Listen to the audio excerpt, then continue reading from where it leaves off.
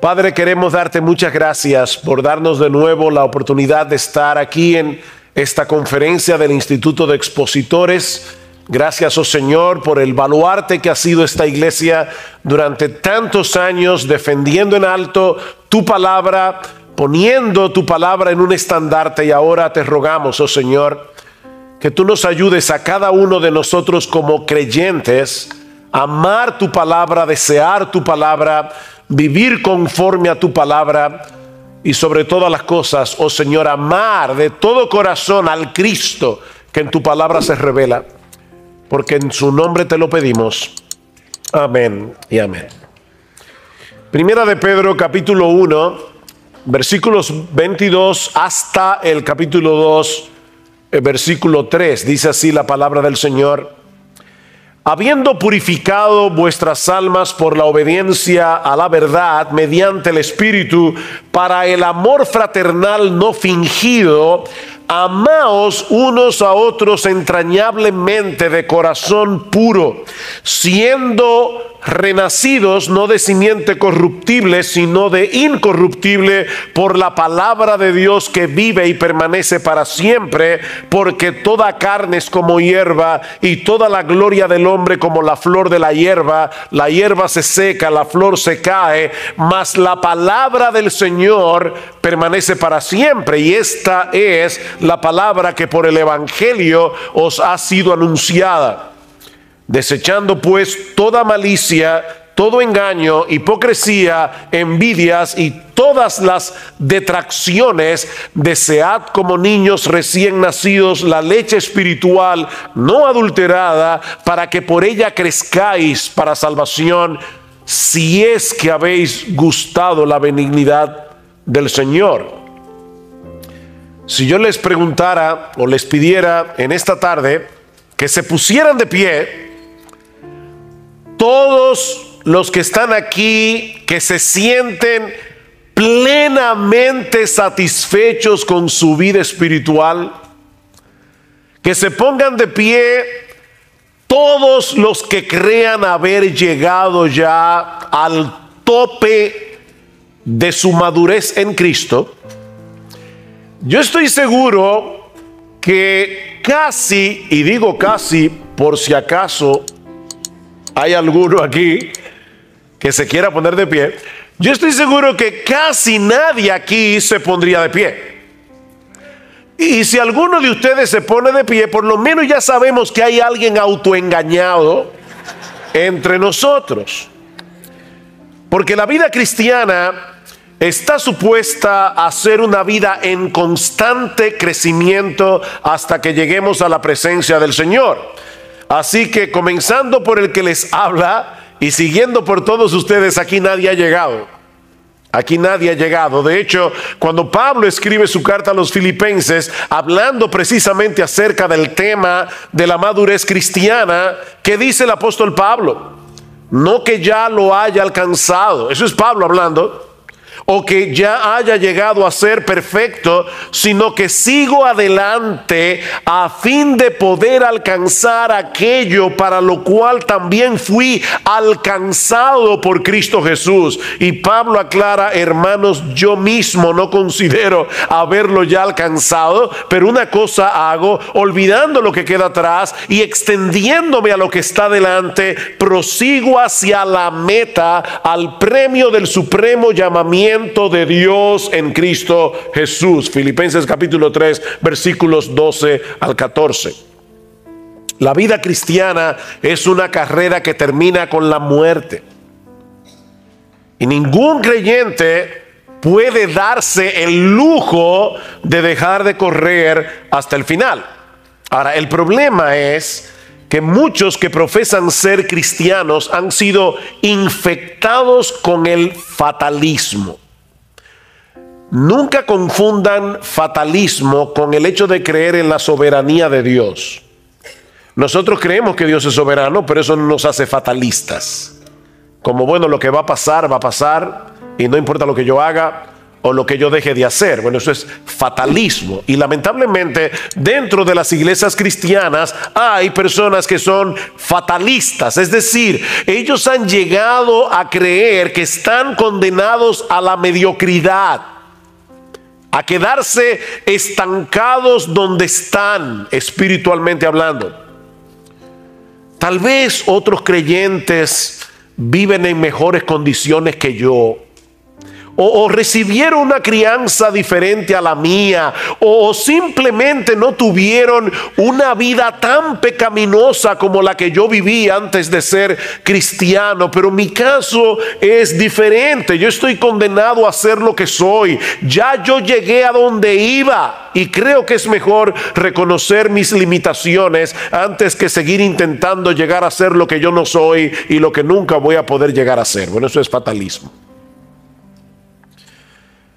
Y tal vez no todos lo expresan de esa manera, ¿verdad? Pero esa es la actitud con la que asumen sus vidas cristianas. Estos creyentes tienen una teología basada en sentimientos, en sus experiencias pasadas y no en lo que Dios nos dice en su palabra. Pastores, que ya yo lo he intentado y vuelvo y me caigo. Entonces, ¿para qué volverlo a intentar? Mi experiencia pasada es lo que está determinando cómo yo vivo mi vida cristiana en el presente y cómo yo creo que debo vivir mi vida cristiana en el futuro. Pero yo no debo vivir mi vida cristiana a la luz de mis experiencias. Yo debo vivir a la luz de lo que dice Dios en su palabra. Estos cristianos se sienten atrapados como si no hubiera otra opción para ellos. Ahora, yo espero demostrar en este preditaller que sí hay otra opción si somos verdaderos cristianos, porque Dios nos ha dado todos los recursos que necesitamos para nuestro crecimiento espiritual. Y mañana vamos a hablar acerca de la suficiencia de las Escrituras y vamos a ampliar este tema, pero en esta tarde yo quiero decirles que ustedes no están condenados a quedarse donde están, ni yo tampoco. Solo que no existe ningún atajo en la carrera de la fe, ninguna experiencia mística o emocional que nos lleve a crecer espiritualmente de la noche a la mañana. No, mis hermanos, se trata de un proceso gradual que dura toda la vida por la obra del Espíritu Santo en nosotros a través de su palabra. Y de ahí la exhortación que nosotros encontramos en nuestro texto en el capítulo 2 de la primera carta del apóstol Pedro. Y allí tenemos en primer lugar un mandato. De hecho, el único mandato que hay en este pasaje que yo leí, y está en el versículo 2: desead. Desead como niños recién nacidos la leche espiritual no adulterada. Notan, mis hermanos, que no se trata de una sugerencia, es una orden. Lo que hace mucho que no pasaron por la escuela saben que la palabra desear aquí está en qué modo imperativo. ¿Y qué indica el modo imperativo? Es un mandato. Es una orden de parte de Dios, de manera que si tú eres un cristiano y en este momento tienes muy poco apetito por la palabra de Dios, Dios te está ordenando aquí a que comiences a desearla más. Dios te lo ordena. Noten que Pedro no nos está diciendo aquí que debemos leer la Biblia o memorizar la Biblia o estudiar la Biblia, o incluso enseñarle la Biblia a otros. Por supuesto, debemos hacer todo eso. Debemos leer la Biblia, debemos memorizar la Biblia, debemos estudiar la Biblia, debemos enseñar la Biblia a otros. Pero ¿qué es lo que Pedro nos está ordenando aquí? Que la deseemos. Y ese es el enfoque, ese es el énfasis de mi taller. No es cómo leer la Biblia, no es cómo estudiar la Biblia. Lo que yo quiero que veamos en esta tarde es que debemos desear la Biblia, desear la palabra de Dios.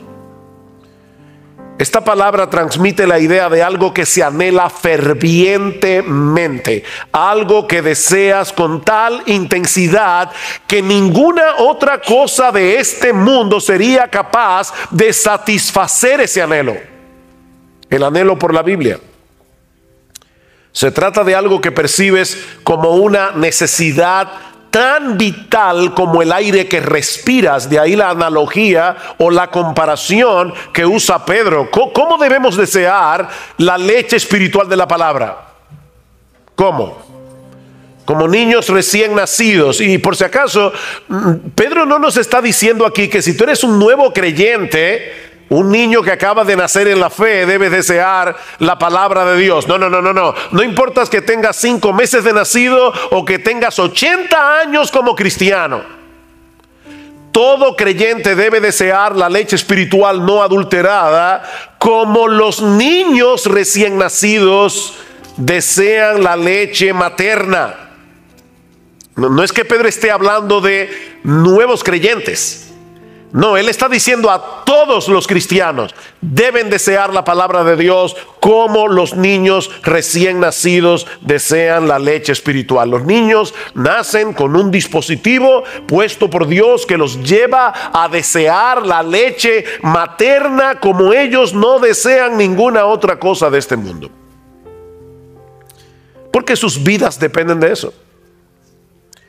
Por eso alguien decía que los niños vienen de fábrica con un desorden obsesivo compulsivo por la leche materna. Un desorden obsesivo compulsivo. Ellos no quieren otra cosa. Y ustedes ven que da risa porque las madres se preocupan mucho por el color de la frazada con el que ellas envuelven al bebé mientras los lactan, ¿verdad? Bueno, por lo menos en República Dominicana. Sobre todo si hay visita en la casa. Y ellas quieren que hasta eso se vea bien, ¿verdad? La frazada. Pero créanme, los niños recién nacidos no tienen ningún interés por la frazada. A ellos no les importa de qué color es, no les importan los animalitos que la abuelita le bordó.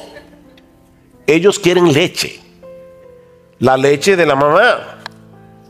No les interesa otra cosa. Tú le puedes ofrecer un peluche sumamente llamativo, pero ellos no quieren un peluche, ellos quieren leche. Y tienen una alarma horrible para que no se te olvide.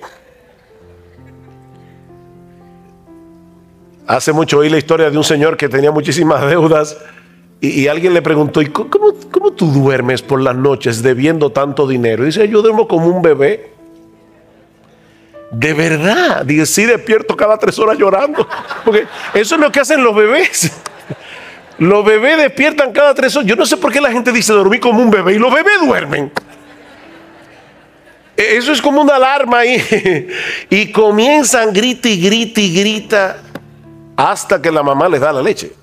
Es un desorden obsesivo compulsivo que tienen los bebés. Bueno, hermanos, Pedro nos está diciendo en este texto que es así como tú y yo debemos desear la Biblia. Oh, wow. Ya como que no da mucha risa, ¿verdad?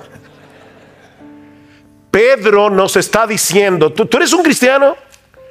Desead como niños recién nacidos la leche espiritual no adulterada,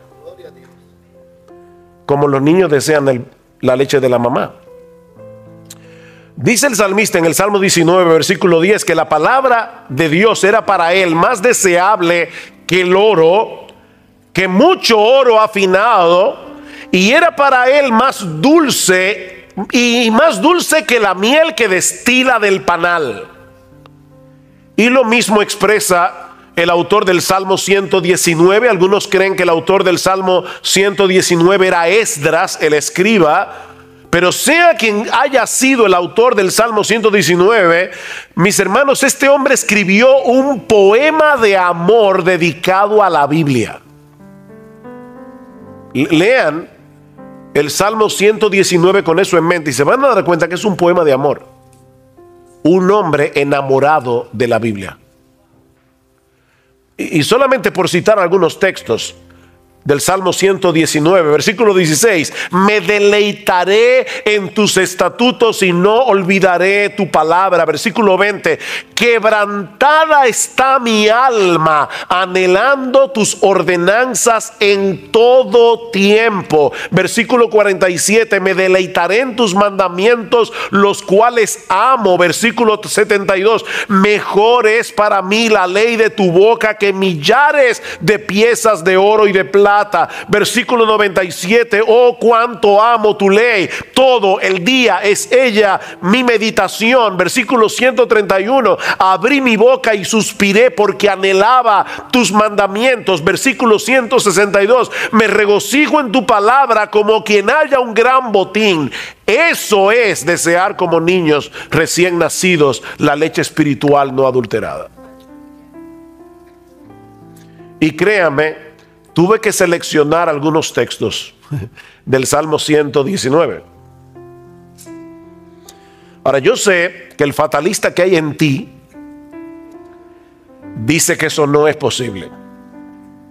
Nadie puede darle una orden a mis deseos para que yo desee lo que ahora no deseo. Es como pedirle a un paralítico que camine. Él no puede caminar por más que tú se lo ordenes, porque él tiene un problema que le impide caminar. Bueno, depende de quién se lo ordene. Porque en Juan capítulo 5 nosotros encontramos la historia de un paralítico que tenía 38 años sin poder caminar, pero Jesús le ordenó que caminara. ¿Y saben qué pasó? Él caminó. Así que sí se le puede dar una orden a un paralítico para que camine, depende de quién se la dé. Porque si es Jesús, camina. Y es Dios el que nos está dando la orden de que deseemos su palabra.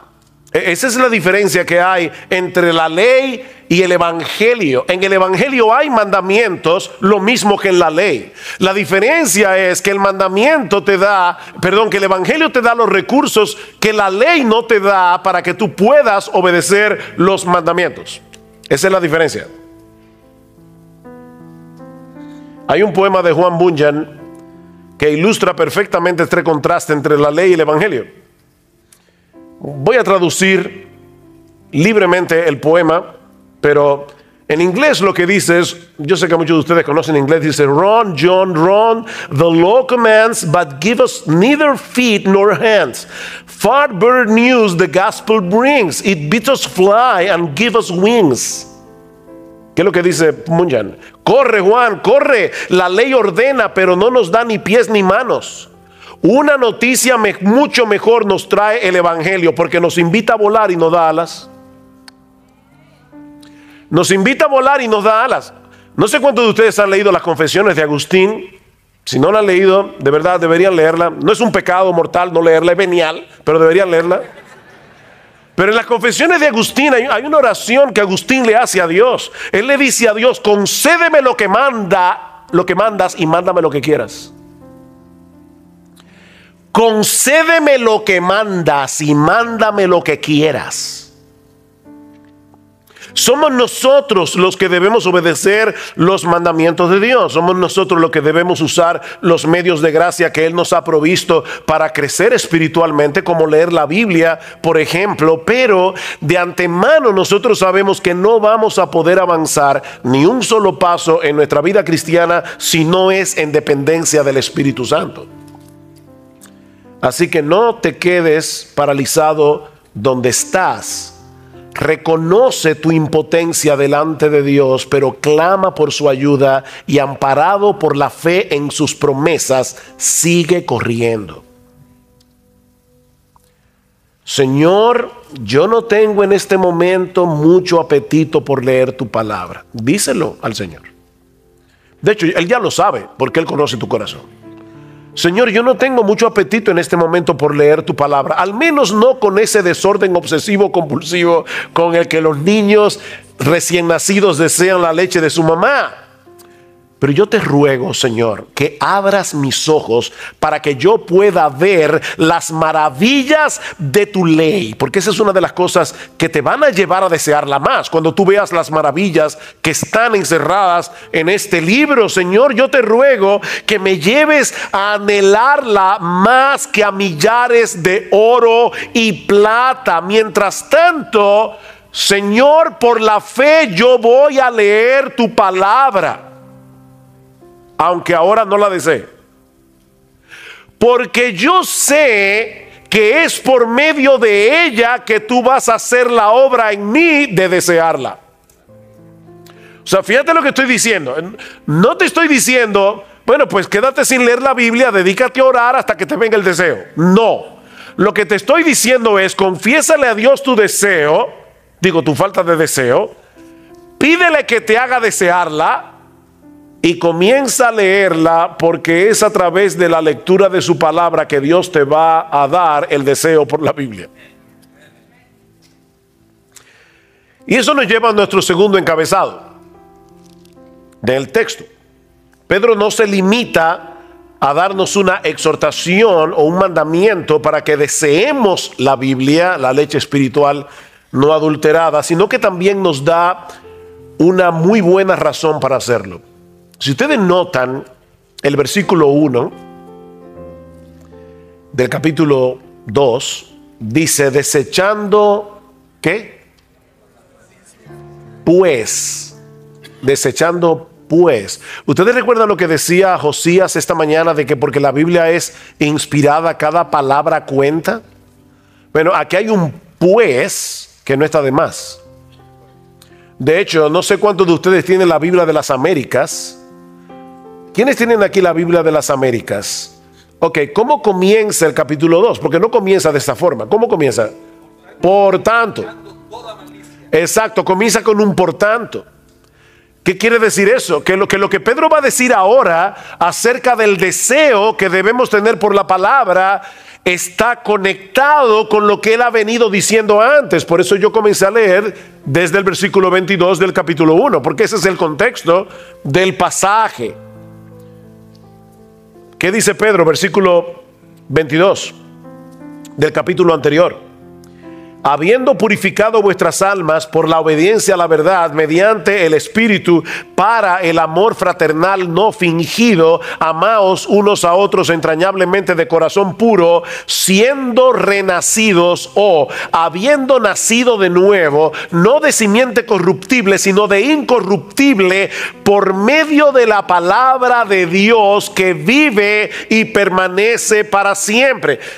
Por tanto, desechando toda malicia, ¿ven el punto? La conexión. Fue por el poder de la palabra que Dios impartió en nosotros una nueva vida, dice Pedro, al punto de ser capaces de amarnos unos a otros con un amor sincero de hermanos. O sea, la palabra de Dios es tan poderosa que a través de su palabra nuestros corazones fueron purificados, nuestros corazones fueron libertados de la esclavitud del pecado, fueron libertados del orgullo, fueron libertados del egoísmo. ¿No es eso lo que nos impide amar a los demás? Bueno, Pedro dice, fue por la palabra que ustedes fueron purificados de esa manera, para que se puedan amar. Dice en Santiago capítulo 1 versículo 18, en el ejercicio de su voluntad Él nos hizo nacer por la palabra de verdad, para que fuéramos las primicias de sus criaturas. El nuevo nacimiento se produce por la palabra. ¿Qué debemos hacer ahora? Alimentarnos de esa misma palabra que nos dio vida, esa misma palabra por la cual fuimos transformados. Alguien decía, la madre de la criatura es también la amamantadora de ella, ¿no es así? La que pare el niño es la que la amamanta. Bueno, ¿quién te parió? Te parió Dios. ¿Por medio de qué? Por medio de su palabra. Eso es lo que Pedro está diciendo. Fuiste engendrado por la palabra, amamántate de la palabra. Ahora tienes que seguir alimentándote por esa misma palabra, porque este libro no es un mero registro de las cosas que Dios hizo por nosotros o que Dios habló en un pasado distante. No, mis hermanos, esta es la palabra viva exhalada por el Dios vivo. Por eso es que constantemente nosotros encontramos expresiones en la Biblia como, por eso es que dice el Espíritu Santo, no dice dijo, dice el Espíritu Santo. Como en Hebreos capítulo 3, versículo 7 creo, como dice el Espíritu Santo. Todavía lo sigue diciendo. Esta palabra sigue hablando hoy como cuando se pronunció por primera vez. Es una palabra viva. Y ya oyeron ustedes hablando de la inspiración bastante hoy. Toda la Escritura es inspirada por Dios y útil para enseñar, para redarguir, para corregir, para instruir en justicia, a fin de que el hombre de Dios sea perfecto, enteramente preparado para toda buena obra. Es la palabra exhalada de Dios. Es por eso que este libro es eficaz, porque está vivo. Increíble. Bueno, iba a usar esa ilustración mañana, pero bueno, ya, ni modo. ¿Saben que leí recientemente que una sociedad de ateos en Estados Unidos estaba haciendo fuerza porque sacaran la Biblia de los hoteles? La Biblia de los Gedeones. Y la pregunta mía es, ¿y por qué los ateos quieren que saquen la Biblia de los hoteles? ¿Será porque ellos creen que ella es capaz de convertir a la gente? Parece verdad como que los ateos tienen más fe en la palabra que muchos cristianos. Ellos le tienen miedo a este libro, a lo que este libro puede hacer. Y por eso quieren sacarlo de las escuelas, quieren sacarlo de los hoteles, quieren sacarlo de todas partes. La palabra de Dios es viva y eficaz y más cortante que toda espada de doble filo. La palabra de Dios está viva. Este libro está vivo. Es un libro poderoso. O el texto que citó nuestro hermano Carballosa ahora, dice, por eso también nosotros sin cesar damos gracias a Dios. Primera Tesalónica 2:13, de que cuando recibisteis la palabra de Dios que oísteis de nosotros, dice, la aceptasteis no como la palabra de hombres, sino como lo que realmente es. Estoy leyendo de las Américas, la palabra de Dios, la cual también hace su obra en vosotros los que creéis. Hace su obra. Es una palabra viva. Dios sigue hablando hoy a través de su palabra para transformar la vida de aquellos que la reciben por medio de la fe. Esta es una palabra que nunca perderá su poder de transformar. Sigue diciendo Pedro en el capítulo 1, porque toda carne es como hierba, versículo 24, toda la gloria del hombre como la flor de la hierba se seca, la flor se cae, mas la palabra del Señor permanece para siempre. Y esta es la palabra que por el evangelio os ha sido anunciada. Por tanto, desead como niños recién nacidos la leche espiritual no adulterada. La misma palabra que Dios usó para darnos vida es la misma que Él usa para sostener y fortalecer esa nueva vida. Y aunque el texto no lo menciona explícitamente, la persona divina que hace eso es el Espíritu Santo por medio de la palabra. Noten cómo Pedro comienza su primera carta, versículo 1 del capítulo 1. Pedro, apóstol de Jesucristo, a los expatriados de la dispersión en el Ponto, Galacia, Capadocia, Asia y Bitinia, elegidos según la presencia de Dios Padre en santificación del Espíritu, para obedecer y ser rociados con la sangre de Jesucristo. Es el Espíritu Santo el que hace esa obra por medio de su palabra. De manera que si tú quieres ver a Dios obrando en tu vida, si tú quieres que Él se manifieste en tu vida, sumérgete en este libro. Porque es aquí y no en ningún otro lugar donde Él se manifiesta. Yo escucho personas en el pueblo evangélico que quisieran tener alguna experiencia espectacular para poder sentir la presencia de Dios. ¿No tú quieres encontrarte con Dios? Búscalo aquí. Oye, que no lo vas a encontrar en ningún otro lugar. Tú quieres encontrarte con Dios, búscalo en este libro. Aquí es donde Dios se revela. Ustedes recuerdan aquella famosa escena cuando Elías manda a matar a los profetas falsos de Baal, y él mismo sale huyendo al monte Carmelo y se esconde de la furia de Jezabel, y dice que el Señor se le aparece en el primer libro de Reyes, capítulo 19. Escuchen lo que dice a partir del versículo 11: y he aquí Jehová que pasaba, y un grande y poderoso viento que rompía los montes y quebraba las peñas delante de Jehová, pero Jehová no estaba en el viento. A los que les encanta la cosa, no, ahí no estaba Dios. Y tras el viento un terremoto, ahí sí. No, Jehová tampoco estaba en el terremoto. Y tras el terremoto un fuego, ahí sí, fuego es lo que queremos. No, Jehová no estaba en el fuego. Y tras el fuego un silbo apacible y delicado. Y cuando lo oyó Elías, cubrió su rostro con su manto y salió y se puso a la puerta de la cueva. Y he aquí vino a él una voz diciendo: ¿qué haces aquí, Elías? ¿Se dan cuenta? El Señor no estaba ni en el viento, ni en el terremoto, ni en el fuego. Él estaba en el sonido, susurro apacible de su voz. Dios se manifiesta en su palabra, Él actúa por medio de su palabra, Él se revela en su palabra, Él allí nos da a conocer lo que Él ha hecho, hace y hará a nuestro favor. Es por eso que esta palabra no solo alimenta, es una palabra que deleita. Vean una vez más el versículo 3 del capítulo 2 de Primera de Pedro. Dice: si es que habéis gustado la benignidad del Señor.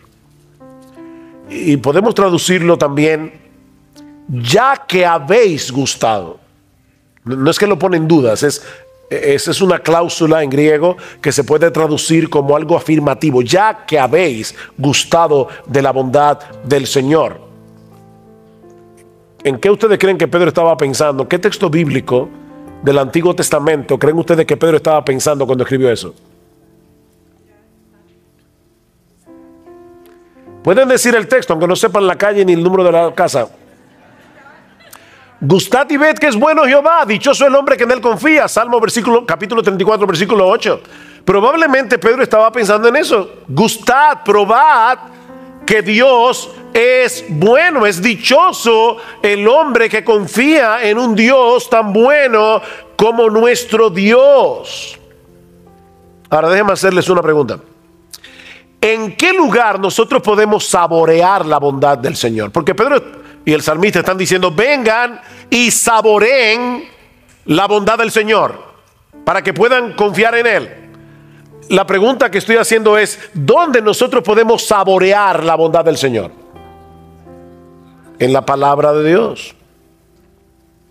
¿Dónde fue que nos enteramos de que nuestro Dios nos había elegido para salvación desde antes de la fundación del mundo? Nos enteramos en su palabra. ¿En qué lugar fue que llegamos a conocer el carácter de Dios, al cual habíamos ofendido con nuestros pecados, pero también el plan que Él diseñó para poder darnos su justicia sin pasar por alto nuestra culpabilidad? ¿Dónde aprendimos eso? ¿En la Biblia? ¿Dónde podemos conocer las preciosas y grandísimas promesas de las que se nos habla en 2 de Pedro capítulo 1 versículos 3 y 4? Dejándonos ver en cada una de esas promesas la ternura de su bondad para con nosotros si somos sus hijos. ¿Dónde sabemos eso? ¿O dónde podemos saborear eso? En su palabra. Así que es una leche que alimenta, pero es una leche que deleita. Es una leche que deleita. Miren, mis hermanos, nosotros deberíamos leer la Biblia todos los días. Todos los días. Pastores, que yo no tengo tiempo. Ok, déjame decírtelo tiernamente. No mientas. No mientas. Dice John Piper que él cree que Dios movió las cosas para que se inventara el Facebook y el Twitter para demostrar en el día del juicio que no era verdad, que no había tiempo para leer la Biblia y orar.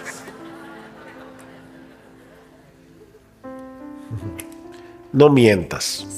No hay tiempo. Lo que pasa es que el tiempo para leer la Biblia no se encuentra, se hace en tu agenda. Tú tienes que apartar el tiempo para leer tu Biblia y debes hacerlo todos los días, porque nosotros necesitamos este alimento todos los días. Nadie en su sano juicio dice voy a comer una vez al mes. Eso sí, el día que coma me voy a dar un atracón. No. Tú comes todos los días, 3 veces al día. Bueno, tú debes leer la Biblia todos los días. De verdad, todos los días. Si se puede leer la Biblia todos los días, se puede. Pero no lo hagas pensando que si no lees la Biblia, ese día te va a caer un rayo del cielo. No es por esa razón que tú debes leer tu Biblia todos los días. No leas la Biblia por el temor de que si no la lees, Dios te va a castigar o ese va a ser un mal día para ti, todo te va a salir en contra. No. Nosotros leemos la Biblia cada día para conocer mejor a Jesucristo. Nosotros leemos la Biblia cada día para conocer mejor el diamante del Evangelio, que tiene demasiadas aristas y hay que verlo por todos lados para entenderlo cada vez mejor. ¿Saben para qué? Para que Cristo sea cada vez más precioso para nosotros. Es por eso que debemos leer la Biblia. Porque toda esa bondad que nosotros hemos gustado de parte de Dios y que se encuentran en su palabra, han venido a ser nuestras únicamente por causa de Él. Me encanta como lo dice Pablo en el capítulo 1 de la segunda carta a los Corintios. Noten lo que dice en el versículo 20. Porque todas las promesas de Dios son en Él sí y en Él amén, por medio de nosotros para la gloria de Dios. No pierdan de vista la coma. Pablo no está diciendo que todas las promesas de Dios son en el sí y en el amén. No, en Él sí, coma, y en Él amén, en quien todas las promesas de Dios son sí y amén, en Cristo Jesús. Sin Cristo nosotros no tendríamos derecho a apropiarnos de ninguna promesa bíblica. Así que cada vez que tú leas una promesa en la Biblia, aunque esté en el Antiguo Testamento, piensa en Jesús. Jehová es mi pastor, nada me faltará. Wow, qué hermoso. Bueno, esa promesa no es para ti si tú no estás en Cristo, y por lo tanto esa promesa habla de Cristo. Cualquier promesa que haya en la Biblia son en Él sí y en Él amén. Por lo tanto, ¿por qué tú debes leer la Biblia todos los días? Para enamorarte más de Jesús, que hace posible que Dios te trate con bondad y no con juicio, ya que habéis gustado la benignidad del Señor, la bondad del Señor. Por eso es que debes desear como niño recién nacido la leche espiritual no adulterada, porque esa bondad la gustas aquí es donde se gusta esa bondad. Porque es aquí que nos muestran a Cristo como el mediador que hace posible que todas las promesas de Dios sean sí y amén para nosotros. Así que ya hemos visto dos cosas. Hemos visto la exhortación o el mandato: desead como niños recién nacidos. La razón: ya que habéis gustado la bondad del Señor y la gustaste aquí. Pero veamos ahora, en tercer lugar, los obstáculos. Los obstáculos. Hay algunas cosas que estropean nuestro apetito por la Biblia. Y lo encontramos en el versículo 1. Desechando pues toda malicia, todo engaño, hipocresía, envidias y todas las distracciones, desead como niños recién nacidos. Aquí está el problema. Ven, el problema no es falta de tiempo. No. El problema está en el versículo 1. Desechen esto. Y la palabra que se traduce aquí como desechar da la idea de quitarse algo de encima, como cuando uno se quita una ropa sucia, una ropa contaminada. El tiempo del verbo que Pedro usa aquí nos muestra que se trata de una acción enérgica, una acción determinante. Desecha de una vez por todas esos pecados que están destruyendo, que están estropeando, que están minando tu apetito por la palabra de Dios. Desecha esos pecados. Ahora, quiero ponerlos a pensar y así me siento más tranquilo con mi conciencia de que de verdad fue un taller y no que estaba predicando. Déjenme hacerles una pregunta. Sí, porque entonces ustedes van a salir afuera y le van a decir, mi taller estuvo buenísimo, había hasta diapositiva y el mío no tiene nada de eso. Entonces déjenme por lo menos decir eso. Ok, vean el texto. Otra vez, léanlo, véanlo en su Biblia, versículo 1.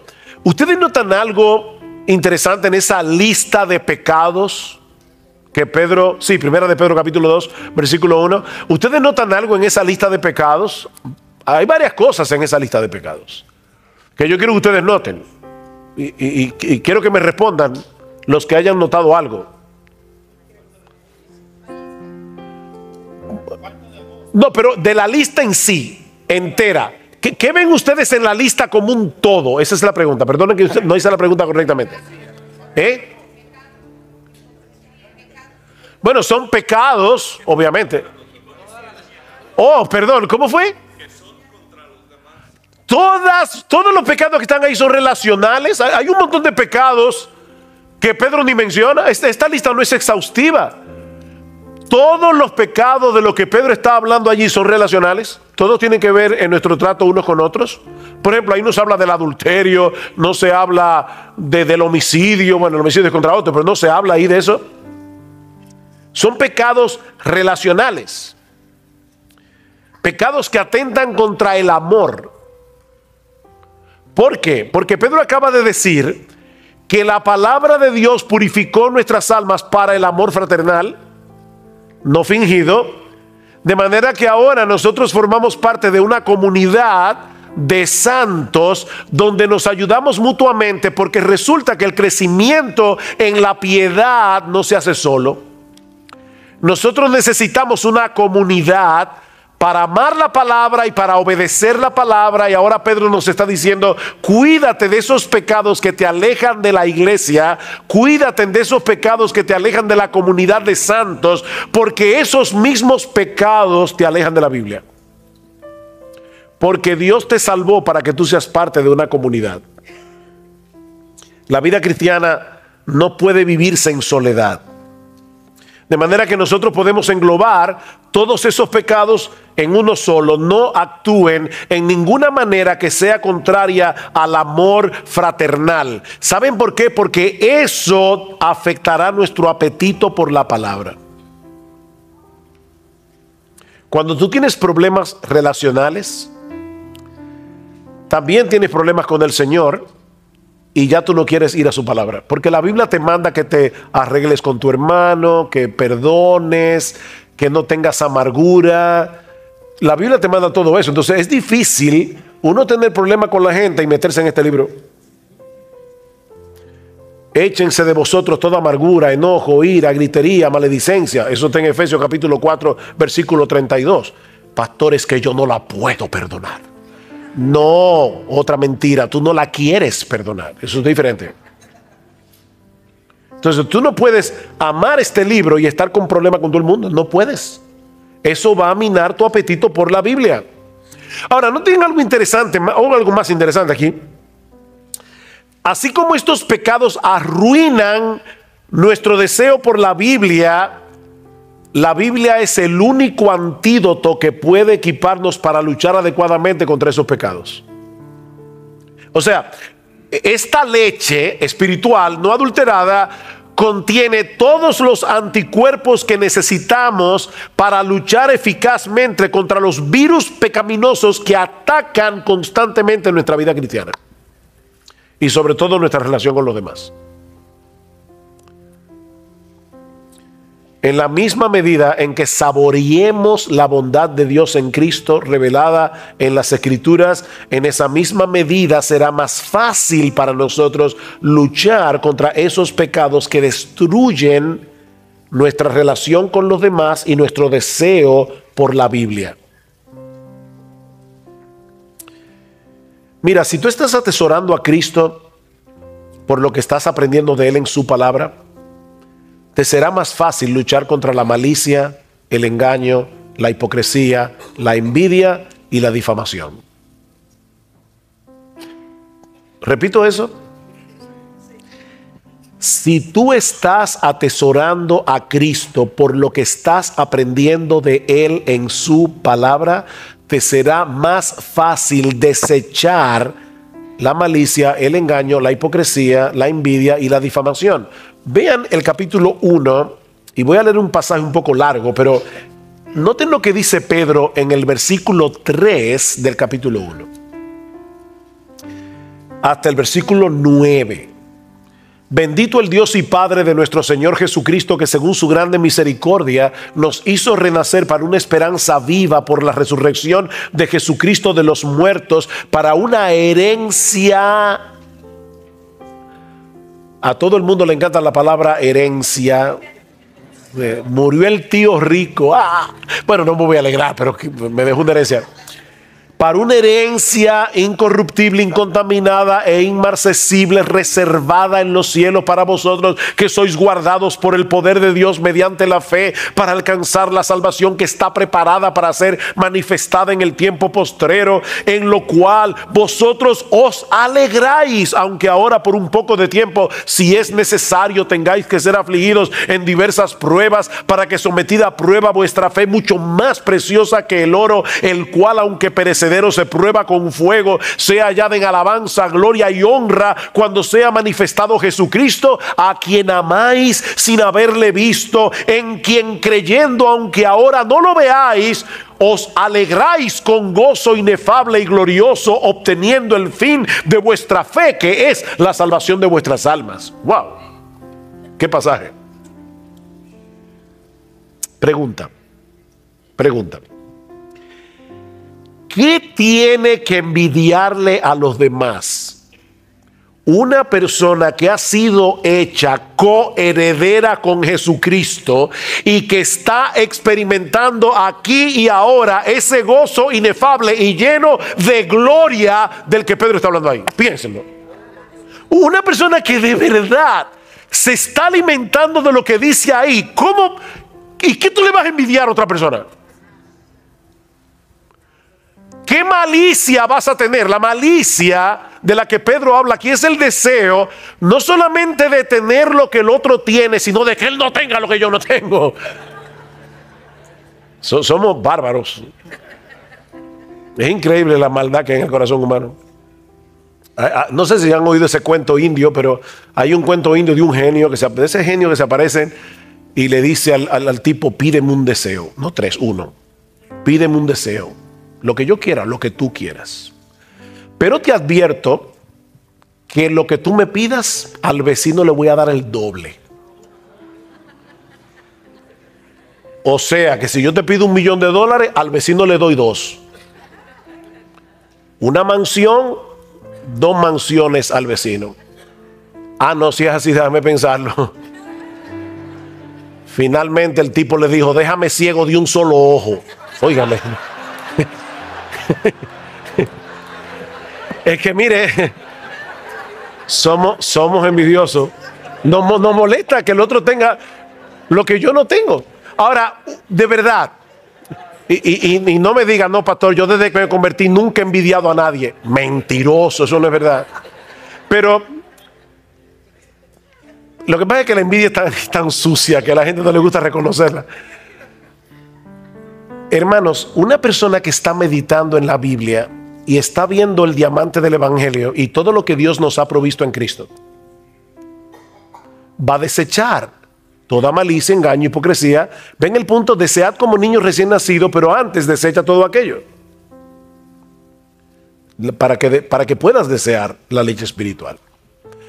Pero hay algo más en el texto que ya hemos mencionado, pero que ahora vamos a enfocar de manera más particular, aunque brevemente. Perdona, ¿qué hora fue que empezamos? No, en serio, no es relajo.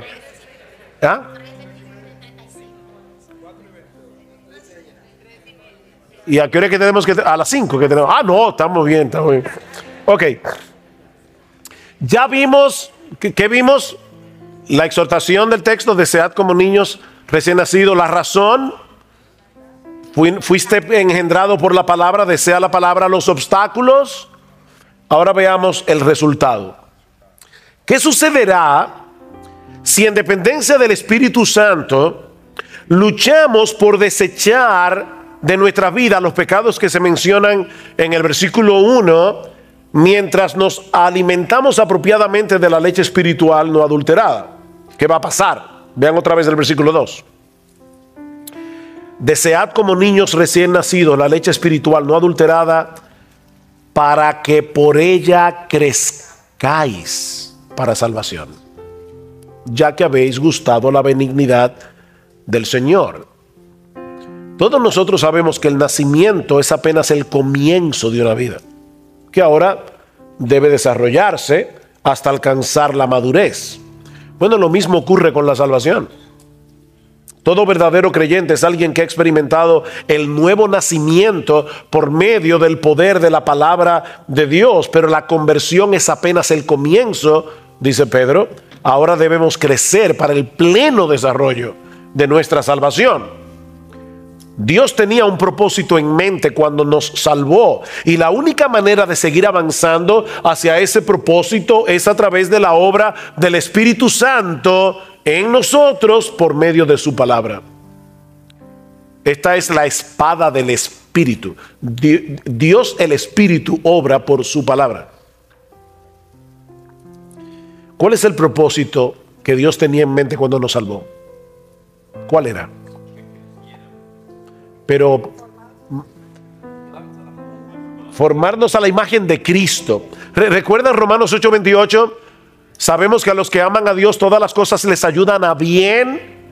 Esto es, para que no confundan el bien, esto es a los que conforme a su propósito son llamados. ¿Cuál es el propósito? Porque a los que antes conoció también los predestinó para que fuesen hechos conformes a la imagen de su Hijo, de modo que Él sea el primogénito entre muchos hermanos. El propósito para el cual todas las cosas obran es para hacernos como Jesús. Ese es el bien. No es que seas millonario, no es que tengas siempre salud. No, es que seas como Jesús. Ese es el bien, porque fue con ese propósito que el Señor nos escogió. He usado esta ilustración muchas veces, pero no encuentro otra mejor. Una vez le preguntaron al gran escultor renacentista Miguel Ángel. Él estaba con un bloque de mármol enorme y iba a esculpir un caballo. Yo no sé cuántos de ustedes han visto las obras de Miguel Ángel, aunque sea en foto, pero de verdad que parece que tienen vida. Y alguien le preguntó: ¿cómo tú puedes sacar un caballo de ese bloque de mármol? Y Miguel Ángel le respondió: es muy fácil, yo le quito todo lo que no se parece al caballo. Bueno, ¿saben qué es lo que Dios está haciendo? Dios nos toma así en bruto y nos salva. No te estoy diciendo que tú eres bruto, sino que tú eres como esa piedra bruta, no trabajada, y ahora Dios va a tomar el cincel y va a comenzar a golpearte para quitarte todo lo que no se parece a Jesús. Ese es el propósito. Ahora, ¿cómo yo avanzo hacia el propósito de ser cada vez más como Jesús? Bueno, el apóstol Pablo responde esa pregunta en 2 Corintios capítulo 3 versículo 18. Mirando nosotros todos a cara descubierta como en un espejo la gloria del Señor, somos transformados de gloria en la misma imagen como por el Espíritu del Señor. Contemplando su gloria, somos transformados de gloria en la misma medida en que tú admiras a Cristo, te pareces a Cristo, porque tú te conviertes en aquello que admiras. ¿Por qué ustedes creen que las personas imitan a los artistas? ¿Por qué quieren comprar donde ellos compran, usar la ropa que ellos usan? ¿Por qué? Porque tú te conviertes en lo que admiras. Bueno, si tú admiras la gloria de Cristo, te vas a parecer cada vez más a Él. Mirando su gloria, somos transformados de gloria en gloria en la misma imagen. Ahora la pregunta es, ¿y dónde nosotros vemos la gloria de Jesús? En la palabra de Dios, en el Evangelio. Si nuestro evangelio está encubierto, entre los que se pierden está encubierto, en los cuales el Dios de este siglo cegó el entendimiento de los incrédulos para que no les resplandezca la luz del evangelio de la gloria de Cristo. El evangelio de la gloria de Cristo, que es la imagen de Dios. Es en el evangelio donde brilla como en ningún otro lugar la gloria de Jesús. Bueno, es por eso que nosotros debemos desear como niños recién nacidos la leche espiritual no adulterada. El raquitismo espiritual no es una opción. Pedro concluye su segunda carta diciendo que creced en la gracia y en el conocimiento de nuestro Señor Jesucristo. Esto no es una opción. Y eso solo puede suceder a través de una dieta regular y constante de la leche espiritual no adulterada. Ningún creyente puede darse el lujo de dejarse alimentar regularmente de la palabra de Dios, así como ningún bebé puede dejar de beber la leche de su mamá o algún sustituto. Solo que en este caso no hay sustituto, porque esta es la única Biblia. La nueva vida en Cristo comenzó con la palabra, se sostiene y se fortalece con esa misma palabra. No existe otro medio. Necesitamos ver a Cristo en la palabra para deleitarnos en Él, para crecer en nuestra admiración por Él, porque es así como somos transformados de gloria en gloria en la semejanza suya. Pero cuando nos estancamos en el conocimiento de la Biblia, perdemos de vista a Cristo. ¿Y saben qué pasa? La Biblia pierde su fascinación. Este libro es fascinante, de verdad. Este libro es fascinante. Pero este libro solo es fascinante si tú puedes ver a Cristo aquí. Cuando tú comienzas a ver todas las conexiones. Y miren, déjenme dar un testimonio personal. Yo me convertí al Señor cuando casi estaba a punto de cumplir los 18 años de edad. Me invitaron a una iglesia un sábado. Yo no era creyente, en mi vida había leído este libro realmente. Y me fascinó lo que oí, aunque no creía en nada de eso, pero me fascinó. Y oré al Señor y le dije, mira Dios, si tú me estás oyendo, yo te quiero conocer. Yo no sé si tú estás ahí. Al otro día llamé a una amiga. Le dije, mira, me invitaron a una iglesia, así que si tú quieres ir conmigo. Esa amiga, yo tenía 17, ella 16, y ella me acompañó, hasta el día de hoy está ahí sentada. Bueno, la Biblia dice que el que gana almas es sabio. Bueno, el asunto es que empezamos a leer la Biblia juntos. Y de verdad, hermanos, yo puedo decir como testimonio, la Biblia fue un descubrimiento para nosotros. Bueno, más para mí que para ella. Mi esposa Gloria había leído la Biblia, durante un tiempo fue una buena católica, yo no. Y ella conocía la Biblia, algo de la Biblia, yo no conocía nada. Y realmente, de verdad, para los dos, cuando comenzamos a leerla regularmente, fue una fascinación, hasta el punto que ya a los 8 meses de haber visitado por primera vez una iglesia, yo había leído la Biblia completa en los 8 meses. Y de ahí en adelante, de verdad, perdón, Dios sabe por qué digo esto, no me estoy gloriando de nada, yo creo que eso es la gracia de Dios, pero yo recuerdo muy pocas veces en estos 41 años que yo haya dejado de leer la Biblia un solo día. Y miren, mis hermanos, de verdad, nunca me he cansado de leer la Biblia, porque es que es imposible descubrir todo lo que hay aquí. No importa cuántos años tú tengas leyendo la Biblia todos los días, este libro es fascinante. Un siervo del Señor que murió hace unos años y había escrito casi como 50 libros sobre la Biblia, cuando estaba muriendo, dicen que él le dio gracias a Dios, diciendo: gracias, oh Dios, porque en todos estos años siendo creyente me permitiste conocer la tapa de tu precioso libro. La tapa. Pero si tú pierdes de vista a Jesús en este libro, el libro va a perder su fascinación. Así que no dejes de leer la Biblia, no dejes de estudiar la Biblia porque tu apetito haya disminuido. No cometas ese error. Más bien recupera tu apetito y tu salud espiritual, desechando lo que te apartó en un principio de la Biblia y volviendo a la Biblia. No dejes de leer la Biblia porque no tienes apetito. No, pídele a Dios que te dé apetito. Pero desecha no la Biblia, sino el pecado que te alejó de ella. Y sigue leyendo la Biblia. Y pidiéndole a Dios que te dé ojos para ver las maravillas de su ley. Porque la maravilla que está aquí encerrada es la gloria de Jesús. Y de verdad es sorprendente todas las conexiones que hay en la Biblia que te apuntan hacia Jesús, sin espiritualizar las escrituras. Yo no estoy hablando aquí de alegorizar.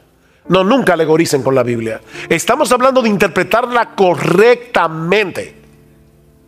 De interpretar la Biblia correctamente. Déjame hacerte una pregunta. Si Dios ahora mismo te diera la opción de obtener en este momento todo lo que tu corazón desea, todo, pero haciendo desaparecer de tu vida la Biblia por completo. Te voy a dar todo lo que tú quieras, pero no mi palabra. Tú no vas a tener una Biblia para leer. Tú no vas a tener una iglesia donde te la van a predicar fielmente. Es más, yo voy a borrar de tu memoria todo lo que tú sabes de la Biblia hasta el día de hoy. Todo lo que tú has leído, lo voy a borrar de tu memoria. ¿Cuál sería tu elección? Yo sé que si tú eres un verdadero creyente, vas a decir como algunos han dicho ya: no, Señor, no. Jesús lo es todo y la palabra no me des lo que yo quiero, dame tu Biblia. Pero si nosotros creemos eso, ¿por qué no leemos la Biblia más asiduamente? ¿Tú te das cuenta de la necesidad que tienes de la Biblia? Si ahora te vieras amenazado de que te la quitaran, tú verías que la Biblia es un tesoro. Pero ahora la tenemos en qué sé yo cuántas versiones, en el iPad, en el celular, en todas partes. La Biblia ahora está más a la mano que nunca. De hecho, no puedes leerla porque te levantaste tarde, vas camino al trabajo, el tránsito aquí en Los Ángeles es difícil. Óyela, escúchala, que la Biblia oída también es la Biblia. Ponla que te la lea el teléfono. Algunos dicen, ¿saben que eso se llama teléfono inteligente? Algunos dicen que esto es lo único inteligente que alguna gente tiene, pero son inteligentes, son aparaticos. Coge este aparatico, baja la Biblia y oye la Biblia. Es un tesoro. Y tú la necesitas como el niño recién nacido necesita la leche de su mamá. Léela diariamente, léela diariamente. Léela en oración, léela con atención, léela para aprender más de Cristo. Léela para aprender más de Cristo, para aumentar tu admiración por Él. Déjame darte un ejemplo. Estás leyendo el libro de los Jueces y llegas a ese horripilante pasaje donde un hombre llega con su concubina a la ciudad de Gabá, la violan, la muchacha muere y el tipo la parte en 12 pedazos y envía un pedazo a cada una de las tribus de Israel. ¿Dónde está Cristo ahí? Y por favor no me diga que son 12 pedazos los 12 apóstoles, no. O sea, ¿dónde está Cristo ahí? ¿Sabe dónde está Jesús? ¿Qué dice el libro de los Jueces? ¿Cómo termina? En aquellos días no había rey en Israel. Cada cual hacía lo que bien le parecía. Israel necesitaba un rey. Y el libro de Jueces te lleva a Ruth, y el libro de Ruth te lleva a David. Pero entonces cuando llegamos a Samuel y comenzamos a leer de David, uno dice, ¿qué le pasó a David? David no era el rey que nosotros necesitábamos. No era Josías, que fue uno de los grandes reyes de Israel. No era Ezequías. No, el rey que nosotros necesitamos es a Jesús, el hijo de David. Entonces tú puedes leer Jueces, y leer de Levita y la concubina y decir, yo necesito un rey que gobierne mi corazón. Y ese rey es Jesucristo, ya fue enviado para que gobierne mi alma, porque si no, yo viviría como el tiempo de los jueces, yo haría lo que bien me pareciera. Yo necesito un rey que me gobierne, y ese rey es Jesús. Entonces, fíjense, sin alegorizar el texto, el libro de los Jueces está ahí para mostrarnos nuestra necesidad de un rey. Y todo el Antiguo Testamento está allí para demostrarnos que ninguno de los reyes de Israel era el rey.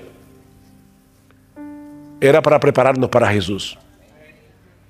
Lee la Biblia con los ojos puestos en Jesús y lo vas a encontrar sin espiritualizar el texto. Y aunque sea imperceptible para ti, ¿sabes lo que va a pasar? Poco a poco vas a crecer espiritualmente. Tu carácter irá conformando cada vez más al carácter de Jesús mientras contemplas el resplandor de su gloria en el Evangelio. Así que esta es mi invitación a todos ustedes para concluir. Gustad y ved que es bueno el Señor. Dichoso el hombre que en Él confía. Tenemos 20 minutos. Preguntas. Sí, hermano.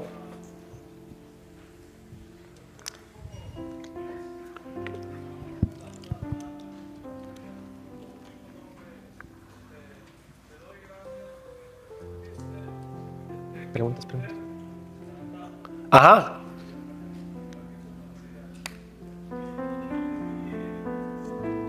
¿Quién dijo eso?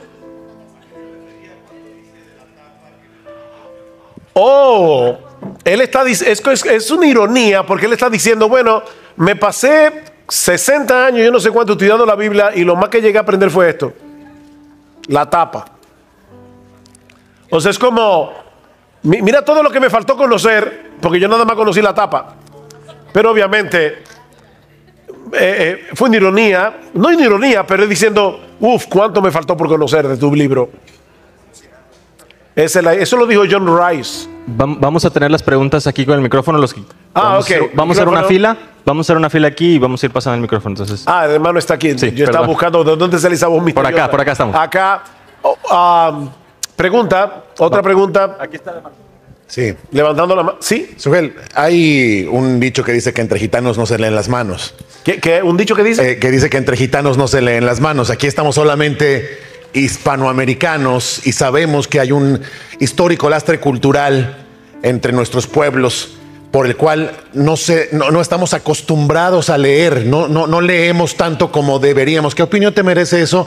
¿Y cómo podríamos aplicar todo esto de lo que has hablado, que es valiosísimo, a un pueblo que tradicionalmente, históricamente, no está relacionado con los libros? Gracias por la pregunta. Primero, noten que ni siquiera en el texto griego dice: desead como niños recién nacidos la leche espiritual no adulterada, a menos que tú seas latinoamericano.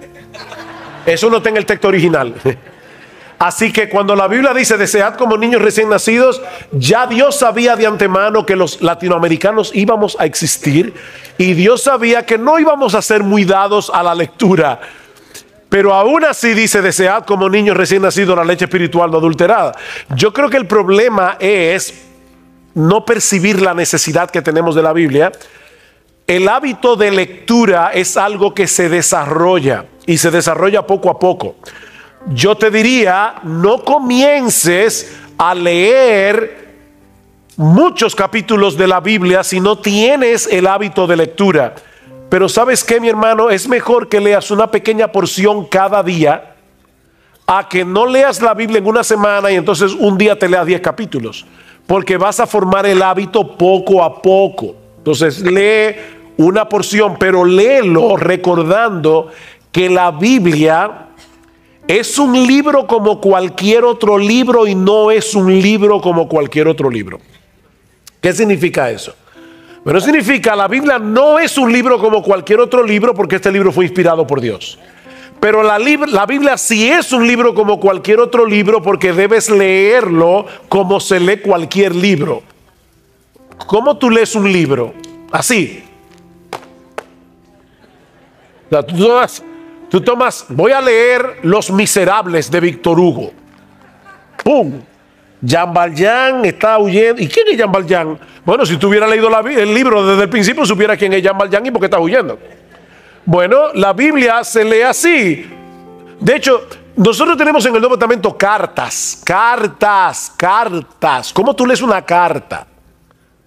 Te llegó una carta de tu novia. Ya no llegan cartas, pero antes llegaban cartas. Te llegó una carta. ¿Cómo tú la lees? Un párrafo hoy. Mañana lees otro párrafo y ya te olvidaste del párrafo que leíste ayer. No, tú lees la carta entera. Lee la carta. Pues la carta a los romanos, ¿saben qué es? Una carta. Es la carta a los romanos, es la carta a los corintios, es la carta a los efesios. Bueno, léelo como una carta. Léelo de principio a fin. No habrá Efesios 2. A ver, no. O sea, no es un horóscopo. Esto no es un horóscopo. Es un libro. Entonces léelo como tú lees cualquier otro libro, pero poco a poco, y vas formando el hábito de lectura. Pero es verdad que lamentablemente en América Latina no tenemos una cultura de lectura, pero aún así, mi hermano, tú eres cristiano, desea como niño recién nacido la leche espiritual adulterada. Lee tu Biblia. Poco a poco vas a formar el hábito. La siguiente pregunta que yo tengo es que usted dice, si Dios te dijere, te daré todo lo que tú quieres, pero te quitaré mi palabra y te borraré todo de tu mente.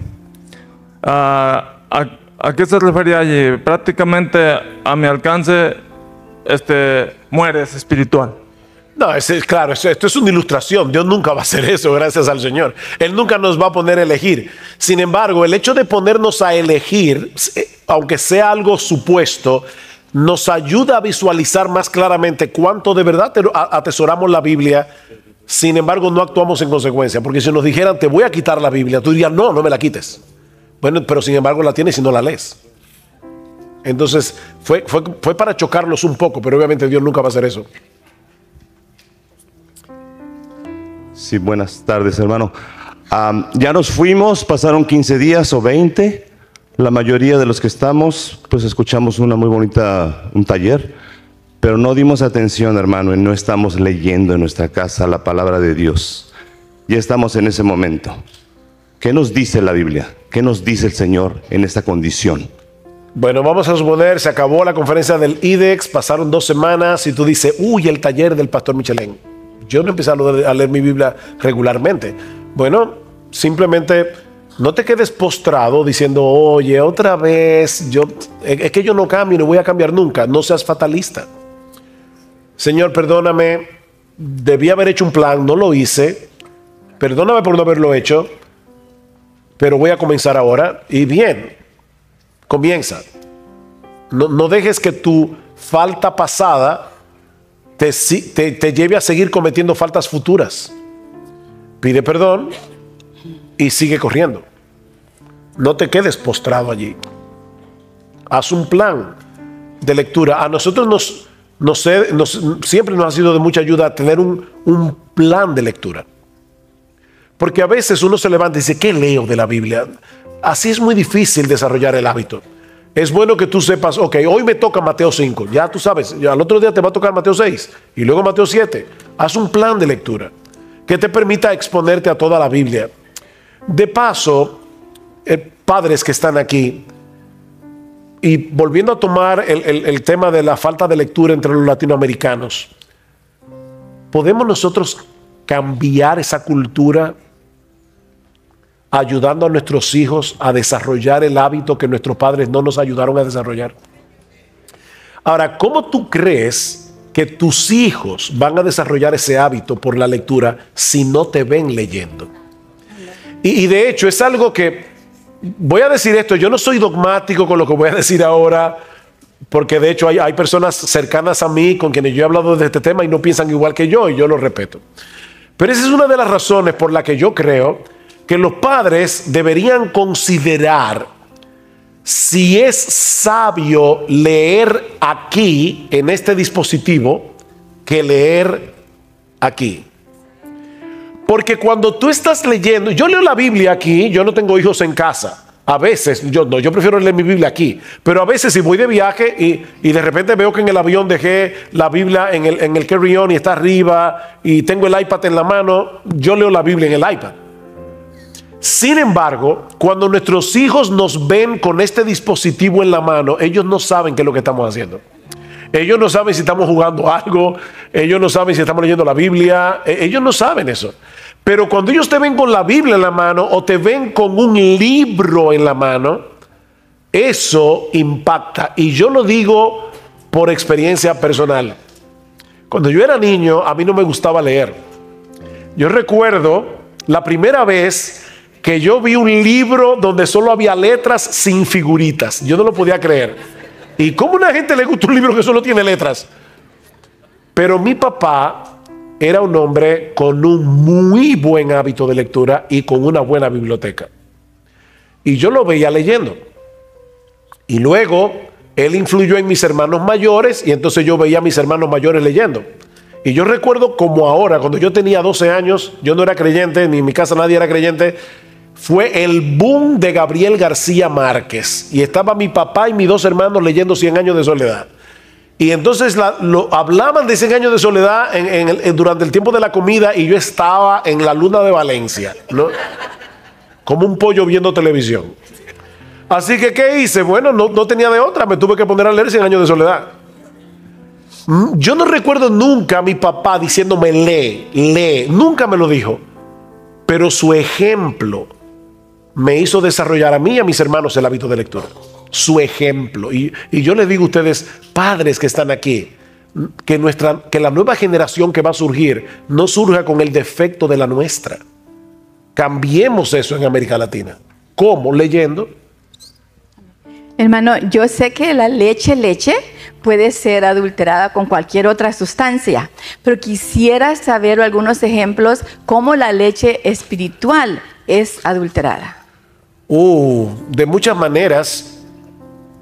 De hecho, eso es lo que el diablo está tratando de hacer todo el tiempo, adulterar la leche espiritual. Porque cuando el evangelio es aguado, cuando le quitan al evangelio elementos como el infierno, el arrepentimiento, la fe, se está aguando la leche espiritual o se está adulterando la leche espiritual. De hecho, mañana vamos a hablar un poco de eso. Yo voy a comenzar con un cuestionario como este. ¿A cuántos de ustedes alguna vez hubieran querido hacer la Biblia más potable? Quitarle ciertas partes a la Biblia para hacerla más potable al inconverso. Bueno, hay gente que están haciendo eso. Yo no hablo del pecado. Yo quiero que la gente se sienta tranquila en mi iglesia. Eso es adulterar la leche espiritual y hay muchas formas de hacerlo. Gracias, hermano. Yo creo que el uso de la psicología en la iglesia, hay mucha psicologización en la predicación actual y eso es adulterar la leche espiritual. Mi pregunta va más dirigido a, pues yo me acuerdo en la universidad que estudiaba cierto movimiento filosófico o no sé, literario, y ya tenías una visión preconcebida o cierta tendencia a creer las cosas de cierta manera por lo que ya habías estudiado. Yo lo que quisiera saber es, como cristiano, he estudiado la Biblia y pues gracias a Dios siempre he leído desde niño porque pues, así ha sido mi historia, ¿no? Pero no quiero tener una idea, estudiar teología para tener una idea preconcebida, de manera que cuando lea la Biblia yo quiera imponer mi idea a lo que está escrito. ¿De qué manera logro yo que no pase eso? Porque hay diferentes movimientos teológicos, los cuales siempre me llevan a tener una tendencia, ¿no? Y yo lo que quiero es llegar, ahora sí, bien. Es una buena pregunta. Nadie llega a la Biblia con la mente completamente en blanco. O sea, no trates de decir, voy a quitarme todo mi bagaje teológico, porque no es verdad, no lo vas a poder lograr. Todos nosotros tenemos concepciones ya en la mente. Sin embargo, si tú te concentras en el texto y no estás buscando probar tu concepción, sino entender lo que el texto dice, y lo vas a entender por la gramática. Fíjense como yo decía hoy, bueno, desechando pues, bueno, ese pues me está diciendo que esto que está aquí está conectado con lo anterior, que es lo que dice anteriormente. Entonces yo voy a estar buscando que la gramática me guíe a la interpretación correcta del texto y no buscar en la Biblia probar lo que ya yo creo de antemano. Ahora, yo vuelvo y repito, todos nos acercamos a la Biblia con ideas en la mente, pero estamos ahora estudiando el texto. Y yo voy a fijarme bien de cerca lo que el texto en verdad dice. Y le voy a orar al Señor que me abra mis ojos, que me dé entendimiento para entender las Escrituras. Yo creo que no hay otra forma. Y puede ser que el texto bíblico afiance lo que tú crees, o puede ser que lo corrija, o puede ser que le dé otro matiz y tu teología va a seguir siendo moldeada. Pero hay cosas que yo creo que yo voy a morir creyendo en ellas. Por ejemplo, yo nunca voy a ver en la Biblia un texto que me lleve a no creer que Dios es soberano. O voy a ver en la Biblia un texto que me diga que la Trinidad no existe. No, ya yo sé que la Trinidad existe. Pero si yo veo un texto que parecería probar lo contrario, por ejemplo, Jesús dice, mi Padre es mayor que yo. Oh, pero ven acá, pero si hay una Trinidad y el Padre y el Hijo son iguales en deidad, ¿por qué Cristo dice que el Padre es mayor que Él? Déjame ver el contexto, a ver de qué está hablando Jesús allí. Y me voy a dar cuenta de varias cosas. La primera es que yo creo que ese texto más bien prueba la deidad de Jesús. Fuertemente. Piensen, si ahora yo viniera aquí a la autoridad, señores, yo quiero, antes que nada, mi nombre es Ugel Michelén, soy uno de los pastores de Iglesia Bíblica y yo quiero decirle que Dios es mayor que yo. Y ustedes van a decir, ¿y para qué tú me dices eso? Ya yo sabía que Dios era mayor que tú. Pero el mero hecho de que Jesús diga el Padre es mayor que yo, ya eso es una declaración de deidad. Porque ¿cómo a un ser humano se le ocurre decir, miren, por si acaso, el Padre es mayor que yo? Ahora después leo y me doy cuenta, bueno, es que Cristo al encarnarse dice que se hizo hombre y el hombre se hizo un poco menor que los ángeles, de manera que Jesús se humilló, como dice en Filipenses capítulo 2, y es en ese contexto como ser humano que Jesús está diciendo el Padre es mayor que yo. Y entonces ahí yo veo, ya yo vine con la preconcepción de que hay una Trinidad y de que Jesús es Dios. Yo no me voy a quitar eso de la mente. Pero yo voy a ver en el texto por qué Jesús dijo eso en ese contexto y eso me ayuda. Gracias. Ok. Faltan 5 minutos. Pastor, una pregunta. Usted mencionó que un bebé tiene un hábito impulsivo, compulsivo, de alguna manera, por la leche. Un desorden obsesivo. Perdón, un desorden. Mi pregunta ¿es posible que una persona nacida de nuevo no tenga deseo por la palabra de Dios? Y de ser así, ¿hasta cuándo debe entrar como un indicativo y debe de empezarse la persona a cuestionar si verdaderamente ha nacido de nuevo al no desear la leche espiritual? Bueno, esa es otra buena pregunta. Yo creo que un creyente puede eventualmente ir perdiendo, como dice Pedro, el apetito por la palabra de Dios. Ahora, si una persona que ha nacido de nuevo dice, a mí no me interesa la Biblia, yo no quiero leer la Biblia, yo no tengo ningún deseo de leer la Biblia, no, yo la llevaría a cuestionar si de verdad ha nacido de nuevo. Porque amar a Dios es amar su palabra. No se puede amar a Dios sin amar su palabra. Es como que yo le diga a mi esposa, mira mi amor, yo te amo, pero por favor no hables.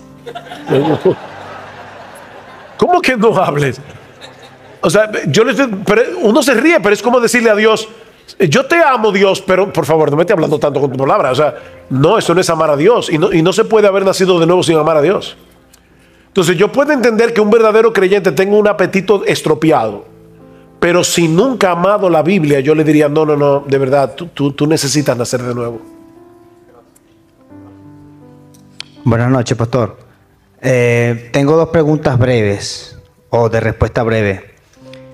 Soy relativamente nuevo en Cristo, estoy en ese amor, pero en la búsqueda de la palabra, que quisiera saber si es necesario estudiar el contexto cultural de los judíos y si de ser así, ¿qué libro recomienda?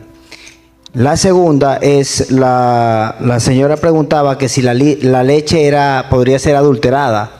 Tomando en cuenta el contexto de la prédica, que la leche es la palabra, y usted estaba hablando de que podría ser el evangelio, quisiera saber si la leche adulterada podría ser alguna traducción en especial que transgiverse la escritura. Ok, en cuanto a la segunda pregunta, déjeme comenzar por atrás. Definitivamente sí hay traducciones que pueden adulterar la palabra de Dios. Ahora, yo les diría, de verdad, antes de decir que una versión está adulterada, no repitan lo que ustedes escuchan por YouTube. Léanla y analícenla ustedes, y compárenla con una buena versión. Porque ya, bueno, yo no sé hebreo, yo no sé griego, ¿cómo yo puedo examinar una versión? Bueno, búsquete una buena. Hay dos tipos de traducciones. Hay traducción dinámica y hay traducción formal. La traducción formal es la que trata de traducir el texto lo más literal posible. La dinámica es la que traduce la idea del texto. El problema con la dinámica es que hay mucho de interpretación en la traducción. Entonces, no bases tu interpretación en una traducción dinámica como la Nueva Versión Internacional o la nueva traducción o la nueva traducción viviente. Son traducciones dinámicas, pero usa mejor las Américas, la Reina Valera, porque son traducciones más literales, y compáralas. Pero antes de demonizar una versión, analízala, no repitas. Por ejemplo, Dios habla hoy, yo no creo que es una buena versión. Pero hay que analizar el texto. Ahora, la primera pregunta fue, ¿eres nuevo creyente? ¿Cuál fue la pregunta? Soy nuevo creyente y me gustaría saber si para poder tener una mayor comprensión de la palabra. Sí, definitivamente ayuda el hecho de conocer el trasfondo cultural de los libros tal como fueron escritos, y ahí los comentarios, una introducción al Antiguo o al Nuevo Testamento te puede ayudar muchísimo. Hay un libro de Alfred Edersheim que se llama Usos y Costumbres de las Tierras Bíblicas, y es muy bueno para aprender cosas de la palabra de Dios que nos ayudan a entender mejor costumbres culturales que para nosotros son extrañas, pero que te ayudan sí a mejor a entender el texto bíblico. Sin embargo, de verdad, hermanos, si tú lees tu Biblia en español y no tienes muchos recursos más que tu Biblia, es mucho lo que tú puedes entender de la Biblia leyéndola tal cual está aquí. De verdad, hay detalles que vas a perder, pero lo esencial está aquí tan claro como la luz del mediodía. Tan claro que nadie puede decir, Señor, no te obedecí porque no tenía un contexto cultural. No. Lo que hay que obedecer de la Biblia está claro. Por eso decía Mark Twain, no me preocupa lo que no entiendo de la Biblia, lo que me preocupa es lo que sí entiendo. Sí, bueno.